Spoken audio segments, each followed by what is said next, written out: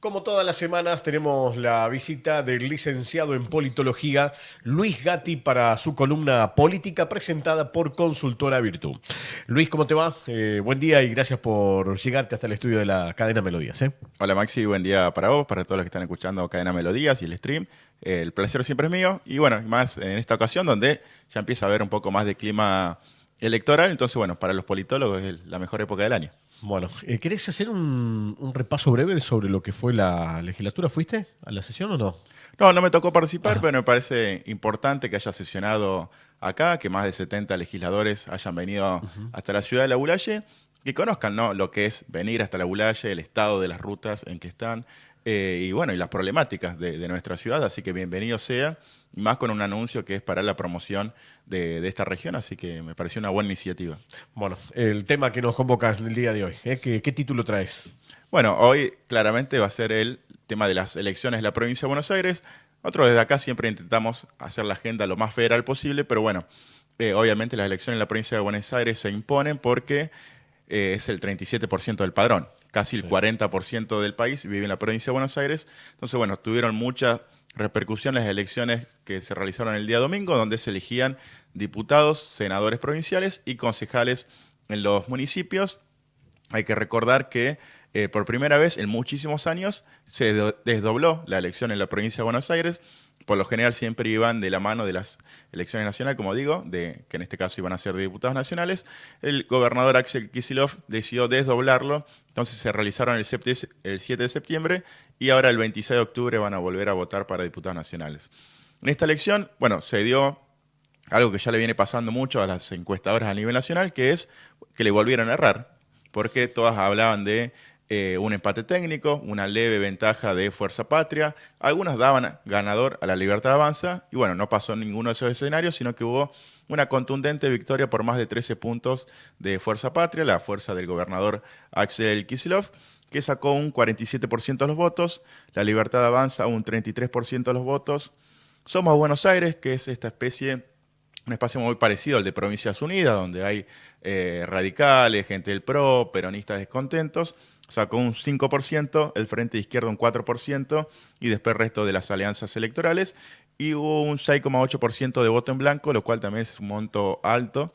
Ujú. Y votó un 60% del padrón, bueno, no es a lo que estábamos acostumbrados, que siempre votaba más del 70%, pero tampoco fue lo que se venía repitiendo en las últimas elecciones, donde votaba solamente el 50% del padrón. Así que bueno, un caudal electoral bastante aceptable el de las elecciones en la provincia de Buenos Aires.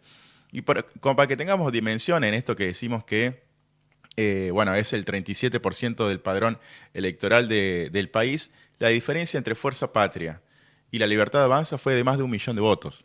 Es decir, Fuerza Patria sacó poco más de 3.800.000 votos y la Libertad Avanza 2.700.000 votos. Realmente es impresionante la cantidad de votos que tiene la provincia de Buenos Aires y por eso esa repercusión. Y bueno, y obviamente después del resultado del domingo empiezan a aparecer los distintos análisis sobre, bueno, por qué se dio este resultado. Por un lado, el gran ganador de esta elección es el gobernador Axel Kicillof, porque obviamente, por un lado es el gobernador de la provincia, pero también tomó una decisión muy fuerte, que esta que hablábamos recién, de desdoblar las elecciones, siendo que el sector del kirchnerismo, de Cristina, de Máximo Kirchner, no estaban de acuerdo con esa decisión. Ellos planteaban que la elección debía ir junto con la elección nacional, y la verdad que esta jugada le ha salido muy bien al gobernador Axel Kicillof. Y por otro lado, los grandes perdedores, además del presidente Javier Milei, es principalmente su hermana, Karina Milei, que ya viene bastante golpeada por el escándalo de las coimas en discapacidad y que se le suma esta derrota, porque ella fue la armadora política de las listas. Recordemos que la provincia de Buenos Aires tiene un sistema donde son 8 secciones electorales, de las cuales en 6 ganó el peronismo y en 2 la Libertad Avanza. Y la armadora de las listas en estas 8 secciones electorales fue Karina, junto con Sebastián Pareja y los Menem, Lule Menem y Martín Menem. Y se dejó de lado la otra parte de este famoso triángulo de hierro que conformaba Javier Milei, Karina Milei y Santiago Caputo. Lo habían dejado fuera del armado de las listas para diputados, para senadores, para concejales. Y bueno, realmente el resultado que ha obtenido la Libertad Avanza tan pobre en la provincia de Buenos Aires es responsabilidad de la hermana del presidente que armó estas listas y que, como decimos, ya viene siendo golpeada por todo el escándalo de las coimas en el Senado, en la Agencia de Discapacidad. Lo que hay que ver es si el presidente Javier Milei se va a animar a correr a su hermana o no. Ya todos conocemos la relación que tienen ambos, entonces bueno, es muy complicado prever qué va a pasar con esa relación y si va a seguir siendo parte del gobierno Karina, siendo que está siendo tan golpeada por los resultados electorales y los escándalos de corrupción. Y el otro análisis que se hace, por lo menos en la provincia de Buenos Aires, fue una elección que se polarizó, que es complicado para una tercera vía intentar mediar en esa gran polarización.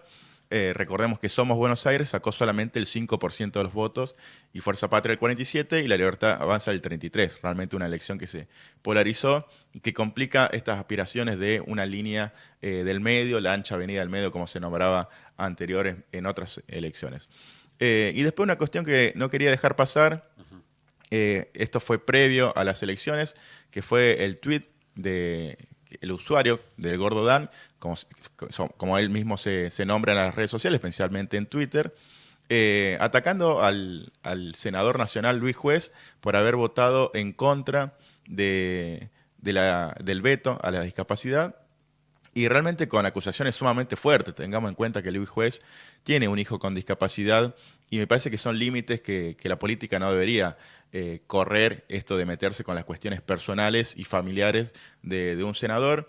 Y otra cuestión que sí pasó mucho en las redes sociales post resultados electoral, el caso más emblemático fue el de un empresario que dijo, bueno, ojalá que los bonaerenses sigan teniendo desnutrición infantil, sigan cagando en un balde, sigan siendo pobres. Bueno, realmente cuestiones muy crueles que se ven en las redes sociales, una violencia verbal muy importante y que, bueno, no le hace bien a la democracia ni a la convivencia pacífica de todos nosotros este tipo de agresiones que vemos en las redes sociales. Ojalá de una vez por todas todos bajemos un cambio menos y que volvamos a la normalidad, ¿no? A discutir realmente de política y no a meternos en estas cuestiones tanto personales, como fue el caso de Luis Juez, como también en estas cuestiones sumamente racistas y discriminatorias, porque no votaron como a vos te hubiera gustado que votaran, ¿no? Luis, gracias como siempre. No, gracias a vos, Maxi. La palabra del licenciado en politología Luis Gatti en su columna de todos los jueves presentada por Consultora Virtu.